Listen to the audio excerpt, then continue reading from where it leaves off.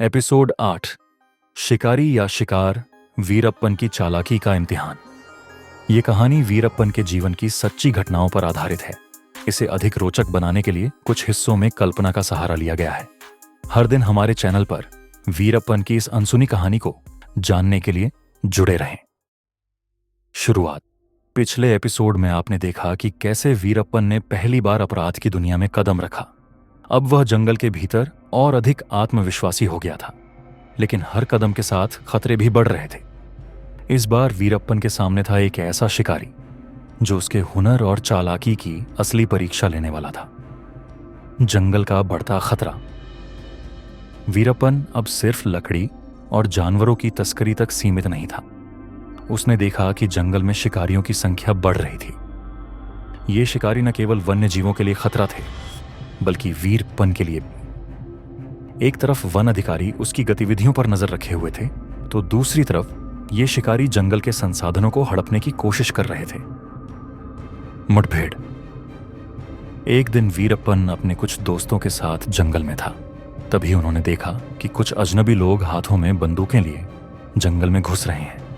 वीरप्पन ने अपने दोस्तों से कहा, ये लोग शिकारी हैं। अगर इन्होंने यहां अपना कब्जा जमा लिया तो हमारे लिए मुश्किलें खड़ी हो जाएंगी। दोस्तों ने सुझाव दिया कि उन्हें छोड़ देना चाहिए, लेकिन वीरप्पन ने फैसला किया कि उन्हें सबक सिखाना होगा। चालाकी का प्रदर्शन। वीरप्पन ने एक योजना बनाई। उसने अपने दोस्तों के साथ जंगल के उस हिस्से में जाल बिछाया जहां शिकारी गुजरने वाले थे। उन्होंने कुछ पेड़ों पर पत्थरों और सूखी लकड़ियों को लटका दिया ताकि जब शिकारी वहां से गुजरें तो उन पर गिरकर डर पैदा हो। और वीरप्पन ने यह भी सुनिश्चित किया कि शिकारी एक घने हिस्से में फंस जाएं, जहां उनका निकल पाना मुश्किल हो। शिकारियों का हताश होना। जैसे ही शिकारी आगे बढ़े, वीरप्पन की योजना काम कर गई। पहले पत्थर गिरने की आवाज से शिकारी घबरा गए। फिर उन्होंने देखा कि उनके रास्ते में कांटेदार झाड़ियां बिछी हुई थीं। वीरप्पन ने अपनी तरफ से जानवरों की आवाजें निकालकर और अधिक डराने का प्रयास किया। असली चुनौती। लेकिन इनमें से एक शिकारी वीरप्पन से ज्यादा चालाक निकला।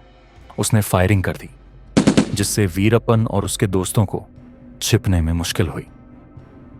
वीरप्पन ने अपनी चतुराई से एक गुफा में छुपने का फैसला किया। वहीं से उसने देखा कि कैसे शिकारियों का नेतृत्व करने वाला व्यक्ति अपने साथियों को संगठित कर रहा था। अंततः जीत। वीरप्पन ने शिकारियों को भ्रमित करने के लिए जंगल की छोटी पगडंडियों का सहारा लिया।